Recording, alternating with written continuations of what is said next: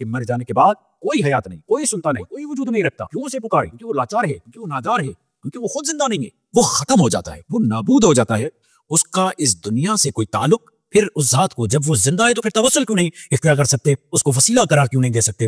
اعوذ باللہ من الشیطان الرجیم، بسم اللہ الرحمن الرحیم. الحمد للہ وکفی وسلام علی عبادہ الذین اصطفی الذین اذھب اللہ عنہم الرجس وطہرہم تطہیرا. وقال اللہ سبحانہ وتعالی فی کتابہ المجید وفرقانہ الحمید قولہ الحق. بسم اللہ الرحمن الرحیم. یا ایھا الذین آمنوا اتقوا اللہ وابتغوا الیہ الوسیلہ. سامعین گرامی قدر، ناظرین محترم، السلام علیکم ورحمۃ اللہ وبرکاتہ. جوار حضرت معصومہ قم سے آپ کی خدمت میں حاضر ہیں. آئیے آپ سب کی طرف سے نیابتاً حضرت معصومہ قم کو سلام کرتے ہیں. السلام علیک یا فاطمۃ المعصومہ اشفعی لنا فی الجنہ ورحمۃ اللہ وبرکاتہ. ناظرین گرامی قدر، توسل کے موضوع پر آپ کے سامنے گزارشات پیش کر رہے تھے اور اس بات کی طرف توجہ دلائی کہ اگر کوئی ہمارے ان عرائض پر جو توسل کے متعلق شبہات اور سوالات اٹھائے جاتے ہیں، ان کے جوابات جو بندہ دے رہا ہے، اگر کوئی اس پر غور و فکر کرے تو اور بھی مسائل اور مسائلوں کی گتھیاں بھی اس سے سلجھ جاتی ہیں.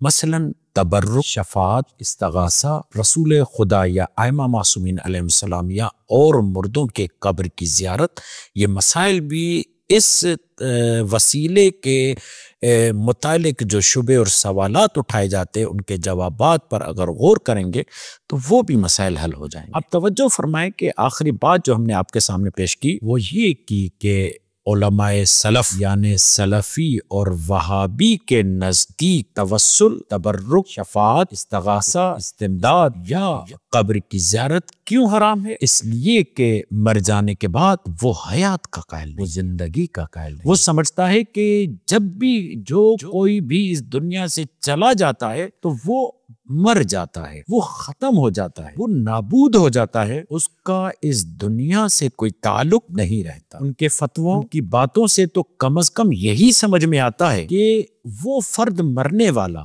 میت جو ہے اس کا کوئی بھی اس دنیا سے تعلق نہیں ہوتا. میت بمعنی ان کے فانی، ختم ہو گیا، فنا ہو گیا، نہ وہ سن سکتا ہے نہ وہ دیکھ سکتا ہے. اور اسی بات کو کافروں نے اپنے لیے بیان، جو بھی حیات برزخی یعنی اس دنیا سے جانے کے بعد کی حیات کا منکر ہے اور وہ یہ کہتا ہے کہ مر جانے کے بعد کوئی حیات نہیں، کوئی سنتا نہیں، کوئی وجود نہیں رکھتا، کیوں اسے پکاریں؟ کیونکہ وہ لاچار ہے، کیونکہ وہ نادار ہے، کیونکہ وہ خود زندہ نہیں ہے، تو ہم اسے کیوں پکاریں؟ تو یہ بات تو دہریے کرتے ہیں، یہ بات تو کافرین کرتے ہیں. سورہ جاسیہ آیت نمبر 24 میں کافرین یہ جملہ کہتے ہیں، ما ہی الا حیاتنا الدنیا نموت ونحیا وما یہلکنا الا الدہر. یہ زندگی بس ہماری دنیاوی زندگی ہے، ہم مرتے ہیں اور جیتے ہیں اور زمانہ ہمیں ہلاکت میں ڈال دیتا ہے اور زمانہ ہمارے ساتھ یہ کرتا ہے، مر جانے کے بعد کچھ بھی نہیں ہوگا. توجہ فرمائیے کہ اسلامی تعلیمات میں، اسلام میں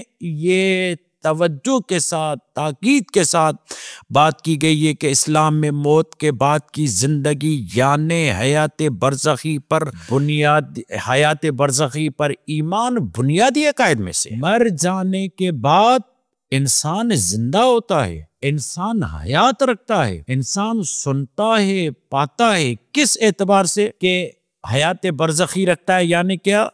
موت کے بعد کی زندگی اس دنیاوی زندگی کا اختتام نہیں ہے، جیسے کہ بعض لوگ سمجھتے ہیں کہ اگر کوئی مر گیا تو بس اس کی دنیاوی زندگی ختم ہو گئی، اب یہ ختم ہو گیا، اب اس کا ہمارے ساتھ کوئی بھی ربط نہیں ہے، بلکہ ایک نئی زندگی کا آغاز ہے.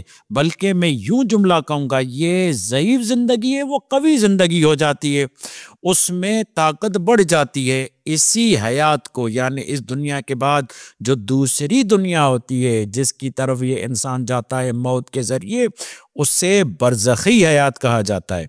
یہ زندگی قیامت تک انسان کی روح کو برقرار رکھتی ہے. انسان مر نہیں جاتا بلکہ اس کی روح باقی رہتی ہے، اور جہاں انسان اپنے اعمال کے مطابق کسی نعمت کو پاتا ہے یا عذاب کو پاتا ہے.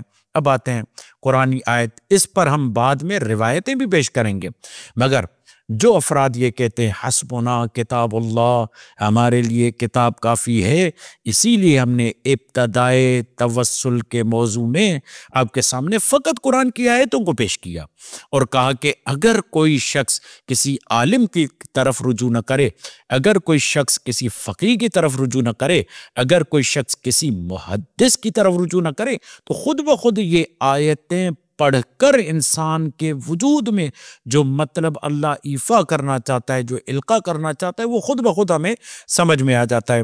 سورہ بقرہ کی آیت نمبر 154 میں پروردگار عالم برزخی حیات کے لیے ارشاد فرماتا ہے وَلَا تَقُولُوا لِمَن يُقْتَلُ فِي سَبِيلِ اللَّهِ أَمْوَاتٌ بَلْ أَحْيَاءٌ وَلَٰكِن لَّا تَشْعُرُونَ، خبردار جو لوگ اللہ کی راہ میں مارے جائیں انہیں مردہ نہ کہو، انہیں مرا ہوا نہ کہو، انہیں فانی نہ کہو، ان کے لیے مت سوچو کہ ان کا اب اس دنیا سے کوئی تعلق نہیں، وہ ختم ہو چکے، بلکہ وہ زندہ ہے لیکن اس کا شعور تمہیں نہیں ہے۔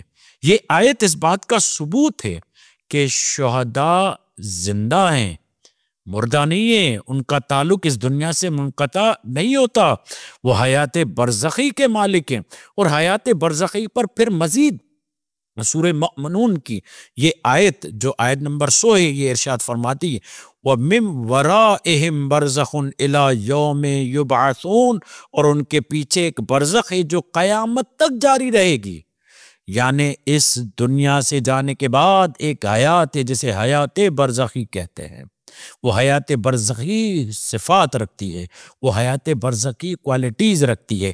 اب آتے ہیں سورہ آل عمران آیت نمبر 159 میں پروردگار عالم یہ ارشاد فرماتا ہے وَلَا تَحْسَبَنَّ الَّذِينَ قُتِلُوا فِي سَبِيلِ اللَّهِ أَمْوَاتًا بَلْ أَحْيَاءٌ عِندَ رَبِّهِمْ يُرْزَقُونَ، اور جو لوگ اللہ کی راہ میں قتل کیے جاتے ہیں انہیں مردہ مت سمجھو بلکہ وہ زندہ ہیں اور اپنے رب کے ہاں سے رزق کو پاتے ہیں۔ اور اسی کے ساتھ 170 آیت وہ بھی اسی کے تسلسل کو بیان کرتی ہے، یعنی مر جانے کے بعد اور شہید ہو جانے کے بعد، اور یہ تو شہید ہے بلکہ جو بھی انسان اس دنیا سے جاتا ہے وہ عالم برزخ میں ہوتا ہے، وہ زندہ ہوتا ہے۔ قرآن کلی طور پر تمام انسانوں کی زندگی کی بات کر رہا ہے کہ تمام انسان زندہ ہوتے ہیں، مگر شہداء کی حیات کو خصوصیت سے اسی لیے بیان کر رہے ہیں کہ وہ شہداء نعمتوں میں ہوتے ہیں، اللہ کے ہاں رزق کو پاتے ہیں، اللہ کے ہاں معاملات کو پاتے ہیں۔ اب میں چاہوں گا کہ ایک نہیں دو روایتیں، اور وہ بھی کتب اہل سنت سے، صحیح مسلم کی روایت ہے، بی بی عائشہ سے مروی ہے، ان عائشہ رضی اللہ عنہا قالت قال النبی صلی اللہ علیہ وآلہ وسلم ان القبر اول منازل الاخرہ۔ تمہیں معلوم ہونا چاہیے کہ آخرت کی پہلی منزل کیا ہے؟ قبر ہے، یعنی قبر مردگی کا معاملہ نہیں ہے، فنا کا معاملہ نہیں ہے، بے حسی کا معاملہ نہیں ہے، مر مٹ جانے کا نام نہیں ہے۔ قبر ایک حرکت کا نام ہے، قبر ایک برزخی حیات کا نام ہے جہاں سے انسان مزید آگے کی طرف سفر کرتا ہے، اور یہ آخرت کے مراحل میں سے پہلا مرحلہ ہے۔ پھر صحیح بخاری میں ایک اور روایت ہے، یہ روایت تواتر کے حد تک ہے، اور تمام علماء نے اس کو بیان کیا تھا کہ امام البانی نے اس کو حسن قرار دیا، اور بہت ساری کتب میں یہ روایت آتی ہے کہ اذا مات الانسان، جب انسان مرتا ہے، انقطع عملہ الا من ثلاث، یاد رکھنا جب انسان مرتا ہے تو اس کے تمام اعمال منقطع ہو جاتے ہیں، 3 عمل کے، وہ کیا ہے؟ من ثلاثن، 3 عملوں کے علاوہ سب عمل منقطع ہو جاتے ہیں، اس میں فی الحال 3 بتائے گئے۔ کیا ہے؟ پہلا صدقۃ جاریۃ، جو اس نے صدقہ کیا ہے، مختلف طریقوں سے صدقے کی تعریف کی ہے، کبھی کسی نے زندگی میں کسی کے لیے راستہ بنایا تو وہ صدقہ جاریہ ہے، کسی نے درخت لگایا اور اس درخت کے سائے میں کوئی بیٹھ گیا تو وہ صدقہ جاریہ ہے، کسی نے لوگوں کے لیے پانی کا اہتمام کیا، کنواں کھودا یا کوئی ایسا ٹینک بنایا جس سے لوگ پانی سے مستفید ہو رہے ہیں، یہ صدقہ جاریہ ہے۔ او علم ينتفع بہ، یا ایسا علم جس سے لوگ فائدہ اٹھا رہے ہیں۔ اسی لیے تو روایت ہے ہمارے سامنے کہ عالم کا قلم، شہید عالم کے قلم کے دوات، عالم کے قلم کی جو دوات ہے جس سے وہ لکھتا ہے، وہ دوات شہید کے خون سے افضل ہے۔ کیوں؟ اس لیے کہ شہید اسی دور کے لوگوں کو زندہ کرتا ہے، یا انہی دور کے لوگوں میں حیات پیدا کرتا ہے، مگر عالم کا علم جو ہے، عالم کا قلم جو ہے، قیامت تک لوگوں کو زندگی دیتا ہے، فائدہ دیتا ہے۔ ایک اور روایت ہے کہ اگر جو عالم لکھتا ہے، روز محشر عالم نے جو ایک صفحہ لکھا، وہ ایک صفحہ قیامت میں دوزخ اور عالم کے درمیان حائل ہو جائے گا، وہ ایک صفحہ اسے دوزخ میں جانے نہیں دے گا۔ تیسری چیز کیا ہے؟ او ولد صالح یدعو لہ، اور وہ نیک اولاد جو اس کے لیے دعا کرتی ہے۔ تو آپ توجہ فرمائیں، یہ روایت ہمیں بتاتی ہے کہ مر جانے کے بعد انسان کے اعمال اس سے منسلک رہتے ہیں، ان کا اجر انہیں ملتا رہتا ہے، ان کا فائدہ انہیں ملتا رہتا ہے۔ اور یہ عجیب بات ہے کہ جب مر جانے کے بعد ہمارے اعمال کا انہیں اجر ملتا ہے، تو کیا ہم ایسی صورت میں ان کی زندگی کے قائل نہ ہوں، ان کی حیات کے قائل نہ ہوں، ان کے نشو و نما کے قائل نہ ہوں، ان کے مراحل کے قائل نہ ہوں، ان کی ارتقاء کے قائل نہ ہوں، اور ہم اس بات کے قائل نہ ہوں کہ ہم ان کو اپنے دعاؤں میں وسیلہ بنائیں؟ اور پھر دیکھیے امام ابن تیمیہ، یہ کتاب ہے فقہ النوازل، اور اس میں مختلف وہ علماء کرام اور فقہا کی یہ موت کے متعلق جو اقوال ہیں وہ بیان کیے گئے ہیں، اور وہ اس کتاب کے 224 صفحے پر لکھا گیا۔ امام تیمیہ خود جو کہتا ہے کہ بعد وفات رسول کو توسل اختیار نہیں کیا جا سکتا، رسول کو وسیلہ قرار نہیں دیا جا سکتا، رسول سے مانگا نہیں جا سکتا، رسول مر گئے تو ختم ہو گیا۔ وہ یہ جملہ فرماتے ہیں جب ان سے پوچھا گیا کہ موت کی حقیقت کے بارے میں کیا ہے، تو وہ فرماتے ہیں وَأَنَّ الرُّوحَ بَاقِيَةٌ بَعْدَ مُفَارَقَةِ الْجَسَدِ، یاد رکھنا کہ جسد سے روح کا نکل جانے کے بعد روح باقی رہتی ہے، اور اس حالت میں رہتی ہے کہ اما معذبۃ او اما منعمۃ، یہاں تک کہ اسے انعام بھی دیا جاتا ہے اور اسے عذاب بھی دیا جاتا ہے۔ ایک اور اسی طریقے کا قول الارواح باقیۃ بعد الموت وتنعم او تعذب، مرنے کے بعد انسان کی روح باقی رہتی ہے، یا اسے عذاب دیا جاتا ہے، یا اسے نعمتیں دی جاتی ہے۔ امام قرطبی اپنی کتاب التذکرہ میں یہ جملہ فرماتے ہیں والقبر روضۃ من ریاض الجنہ، قبر یا جنت کے باغوں میں سے ایک باغ بن جاتی ہے، یا او حفرۃ من حفر النار، یا کیا ہوتی ہے، جہنم کے گڑھوں میں سے ایک گڑھا بن جاتی ہے۔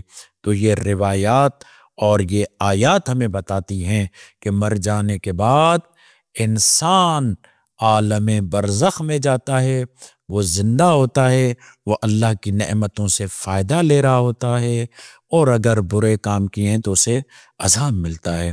تو کون کہتا ہے کہ مر جانے کے بعد زندگی مٹ جاتی ہے، ختم ہو جاتی ہے، کوئی حیات برزخی نہیں، کوئی حیات وہ نہیں، زندہ نہیں؟ جب زندہ ہے اور اسے انعامات بھی ملتے ہیں، تو پھر یہاں سے معلوم یہ ہوتا ہے کہ پھر اس ذات کو جب وہ زندہ ہے تو پھر توسل کیوں نہیں اختیار کر سکتے، اس کو وسیلہ قرار کیوں نہیں دے سکتے؟ اس کی طرف اور اس سوچ کو توڑنے اور اس سوچ کا جواب دینے کے لیے ہم آئندہ آپ کی خدمت میں حاضر ہوں گے۔ والسلام علیکم ورحمۃ اللہ وبرکاتہ۔